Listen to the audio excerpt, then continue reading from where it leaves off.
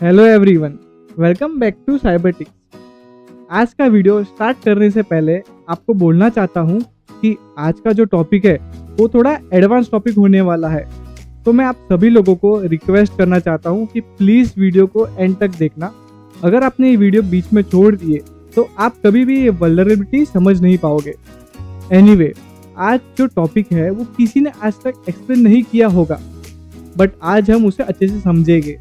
जी हाँ, मैं बात कर रहा हूँ इनसिक्योर डीसीरियलाइजेशन वल्नरेबिलिटी के बारे में।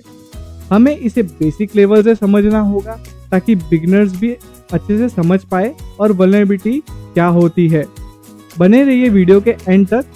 तो without wasting any time, let's get started.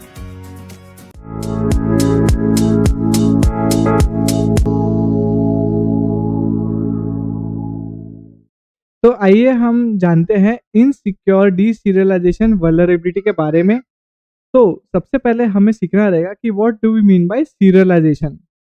Serialisation एक प्रोसेस है जहाँ पे हम कन्वर्ट करते हैं हमारे जो कॉम्प्लेक्स डेटा है, यानी कि हमारा कॉम्प्लेक्स कोड है, उसको एक सीरियलाइज फॉर्मेट में हम पास ऑन करते हैं सर्वर साइड में। क्योंकि कभी कभी जो डेटा लोडिंग जो रहती है वो काफ़ी ज़्यादा हाई हो जाती है, और उससे अच्छा कि हम जो डेटा है उसे सीरियलाइज फॉर्मेट में अच्छे से सेंड कर सकते हैं।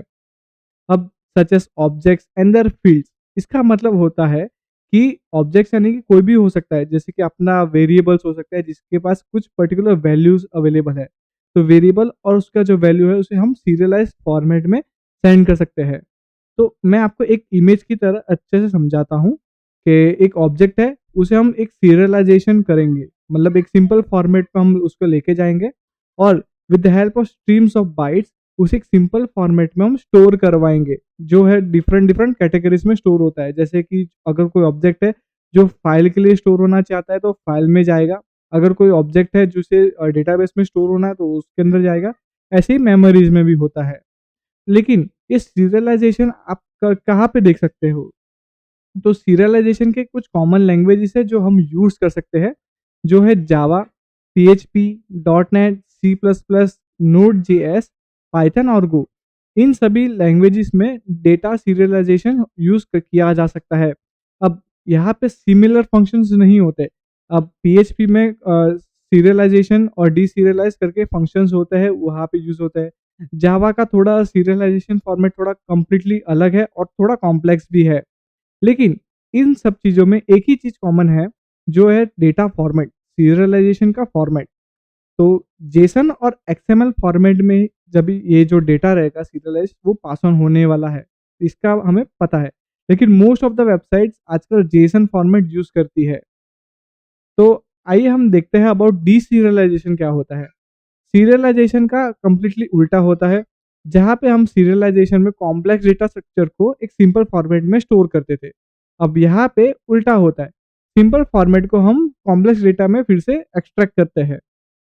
तो आप एग्जाम्पल की तरह आप जिप और अनजिप का प्रोसेस जो रहता है वैसे ही आप समझ सकते हो इसे। डीसीरियलाइजेशन भी एक प्रोसेस है जहाँ पे हम जो बाइट ऑफ स्ट्रीम जिसमें हमने सीरियलाइज किया था उसे कम्प्लीटली कॉम्प्लेक्स स्ट्रक्चर में कर दे है, ताकि जो सर्वर है उसे प्रॉपरली एक्सप्लेन कर सके खुद को, और क्या क्या इंफॉर्मेशन जो यूजर को चाहिए वो प्रोवाइड कर सकते हैं। इमेज की मदद से आपको मैं बताऊंगा कि सीरियलाइजेशन और डीसीरियलाइजेशन कैसे होता है। तो हम लोग सीरियलाइजेशन पार्ट ऑलरेडी देखा है, तो मैं आपको डीसीरियलाइजेशन बताता हूँ कि जो स्ट्रीम ऑफ बाइट्स है, जो हम लोग ने सीरियलाइज फॉर्मेट में हम लोग ने सेंड किया था, वो फिर से एक्सट्रैक्ट होता है इन अ कॉम्प्लेक्स डेटा स्ट्रक्चर, जो हम जिसे ऑब्जेक्ट बोलते हैं। मतलब यानी कि फिर से एक कोड की तरह वो दिखाया जाएगा, जो हमारा वेरिएबल है, उसका जो की वैल्यू पेयर्स है, एक्सेट्रा एक्सेट्रा। तो हमने ये डीसीरियलाइजेशन समझ लिया। लेकिन अब इनसिक्योर डीसीरियलाइजेशन होता क्या है?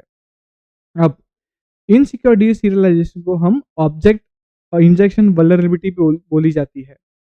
इनसिक्योर डीसीरियलाइजेशन कब होता है? जब भी कोई भी डेटा जो हमारा यूजर इनपुट है वो सीरियलाइज हो जाता है और सर्वर के पास सेंड हो जाता है। अब ये क्यों इतना मैलिशियस हो जाता है? क्योंकि because of no proper validation. अब सीरियलाइज फॉर्मेट होने की वजह से क्या होगा कि अगर मैं इंटरसेप्ट के टाइम पे कुछ मैलिशियस डेटा यानी कि मैलिशियस कोड में सेंड कर दूं सर्वर साइड पे, जिसकी मदद से वो कोड में इंजेक्ट होके वो हमें कुछ भी डेटा पास ऑन कर सकता है। अब इससे वल्नरेबिलिटी ऑकर क्या होती है? पहला है हमारा प्रिविलेज एस्केलेशन और दूसरा है रिमोट कोड एग्जीक्यूशन भी ऑकर हो सकता है इनसिक्योर डिसीरियलाइजेशन की मदद से। अब मैंने बहुत सारी चीज़ें आपको बताई कि इनसिक्योर डिसीरियलाइजेशन होता क्या है और उसे एक्सप्लॉइट कैसे करते हैं, हम आगे की स्लाइड्स में हम देखने ही वाले हैं। लेकिन इतना याद रखना कि जो इनसिक्योर डिसीरियलाइजेशन में यूज़र का जो इनपुट है वो कभी भी सीरियलाइज़ या फिर डिसीरियलाइज़ नहीं होना चाहिए। अब उसके आइडेंटिफाई कैसे करेंगे? तो सबसे पहले इस वीडियो में मैं आपको सिर्फ पीएचपी सीरियलाइजेशन के बारे में बताऊँगा। तो उसका जो फॉर्मेट है वो काफ़ी ज़्यादा ह्यूमन अंडरस्टैंडेबल है क्योंकि वो हमेशा जेसन फॉर्मेट में ही रहने वाला है। तो हम इसे अच्छे से समझेंगे with an help of an example. तो एग्जांपल में यहाँ पे एक यूज़र है। यूज़र जो है हमारा एक ऑब्जेक्ट है, उसके 2 एट्रिब्यूट है। पहला है नेम और दूसरा है इज़ लॉग्ड इन।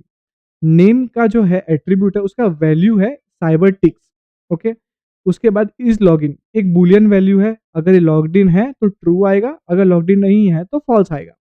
अब इसे सीरियलाइज कैसे करता है ब्राउजर? तो उसका फॉर्मेट आपको दिख रहा होगा, O:4। इसका मतलब क्या होता है मैं आगे की स्लाइड्स में बताता हूँ, लेकिन आप सीरियलाइजेशन फॉर्मेट आप देख लो। User 2 S4 name, S8 Cybertix, S10 is logged in, B1 वो भी होता क्या है। तो हम इसे अच्छे से प्रॉपरली वन बाय वन सीखेंगे। अब इस फॉर्मेट को हम अच्छे से समझेंगे। पहला है हमारा O4 यूजर। अब O4 का मतलब क्या होता है कि जो ऑब्जेक्ट है उसका कैरेक्टर है 4, USER। ओके, उसके बाद आता है 2। अब 2 का मैंने आपको ऑलरेडी बताया था कि जो हमारा ऑब्जेक्ट है उसके 2 एट्रीब्यूट्स है। पहला है हमारा नेम, उसके बाद दूसरा है इज लॉग्ड इन। उसके बाद आता है हमारा S4 नेम। सेम चीज, जिसका जो हमारा की का जो पहला एट्रीब्यूट है उसके 4 कैरेक्टर है, NAME। उसके बाद आता है S:8। उसके बाद हमारा वैल्यू आता है साइबरटिक। तो वैल्यू का जो कैरेक्टर है वो टोटल 8 कैरेक्टर्स का है। ऐसे ही सेम इज लॉग्ड इन के 10 कैरेक्टर्स है और यहाँ पे बुलियन भी यूज किया जाता है, B:1। 1 का मतलब होता है ट्रू, 0 का मतलब होता है फॉल्स। अगर is logged in equal to 0 हुआ तो मतलब मैं लॉग्ड इन नहीं हो पाया। अगर मैं उसको 1 कर दिया तो मैं इस लॉग्ड इन ट्रू हो गया। तो आइए हम इसे प्रॉपर्ली जानते हैं कि कैसे हम इनसिक्योर डीसीरियलाइजेशन वल्नरेबिलिटी को प्रॉपर्ली एक्सप्लॉइट कर सकते हैं। So it's a practical time. तो आइए हम जानते हैं कैसे हम इनसिक्योर डीसीरियलाइजेशन वल्नरेबिलिटी की मदद से हम प्रिविलेज एस्केलेशन वल्नरेबिलिटी को एस्केलेट कर सकते हैं। तो सबसे पहले हमें इंटरसेप्ट ऑफ करके इसकी हिस्ट्री में देखना रहेगा कि कौन सा डेटा है जो सीरियलाइज्ड फॉर्मेट में सर्वर साइड पे जा रहा है। तो लेट्स स्टार्ट। तो एचटीटीपी हिस्ट्री क्लोज, इंटरसेप्ट को इसको ऑन कर दूंगा।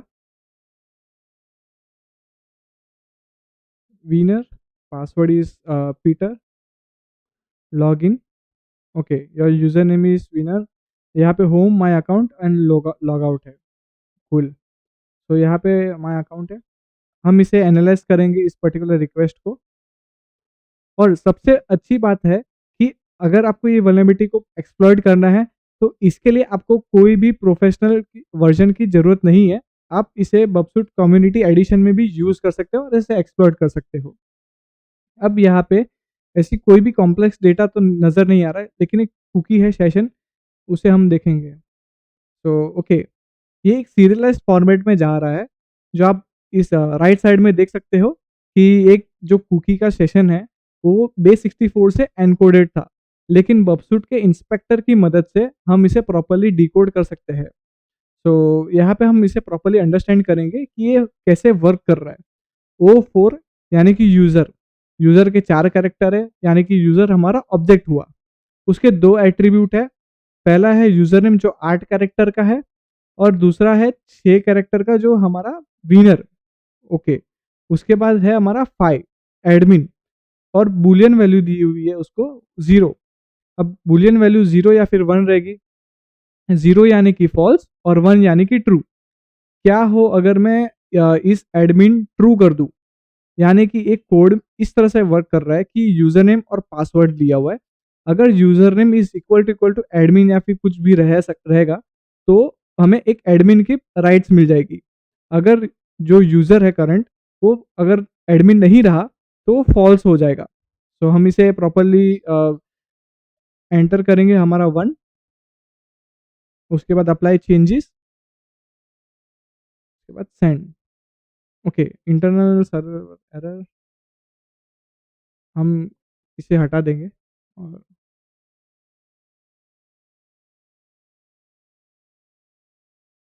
B01 apply send.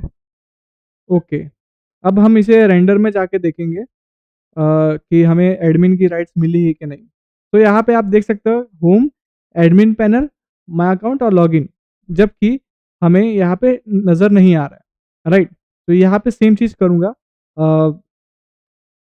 Show response in browser, copy paste. Okay, यहाँ पे मुझे एडमिन पैनल मिल चुका है। अब यही सेम चीज़ मैं ये डायरेक्टली कोड ही कॉपी कर देता हूँ इसका, ताकि मुझे बार बार एडिट नहीं करना पड़े। तो मैं इंटरसेप्ट करता जाऊँगा एडमिन पैनल, यहाँ पे सेशन चेंज कर दूंगा। ओके, अब यहाँ पे हमारे बेचारे कार्लोस को डिलीट करना होगा। सो यहाँ पे डिलीट का request, admin delete user name Carlos, उसके बाद हमारा सेशन डाल देंगे, जो आप इंटर इंस्पेक्टर में भी आप देख सकते हो। तो रिक्वेस्ट कुकीज, सेशन आईडी और उसके डिटेल्स।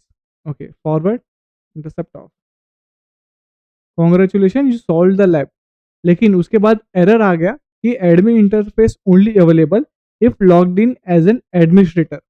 तो यहाँ पे हमने प्रिविलेज एस्केलेशन वल्नरेबिलिटी ऑकर तो कर ली with the help of insecure deserialization, लेकिन उसके बाद जो भी परफॉर्म करना रहेगा हमें उस कुकी को प्रॉपरली मैनिपुलेट करके ही फंक्शनलिटी को यूज कर सकते हैं। तो अगर आपने ये वीडियो कंप्लीटली देखी है विदाउट स्किपिंग, तो प्लीज़ कमेंट सेक्शन में आप अपनी रिव्यूज डालना कि आपको ये वल्नरेबिलिटी इजी लगी या हार्ड। और हाँ, अगर इस वल्नरेबिलिटी टॉपिक में आपको डाउट्स आते हैं तो आप हमारे टेलीग्राम कम्युनिटी चैनल में पूछ सकते हो, जहां हम cyber security and bug bounty related resources भी शेयर करते हैं। आपको ये वीडियो अगर अच्छी लगी हो तो please like and subscribe to our YouTube channel. मिलता हूँ आपको ऐसे ही वल्नरेबिलिटी टॉपिक के साथ। Till that time, goodbye एंड जय हिंद।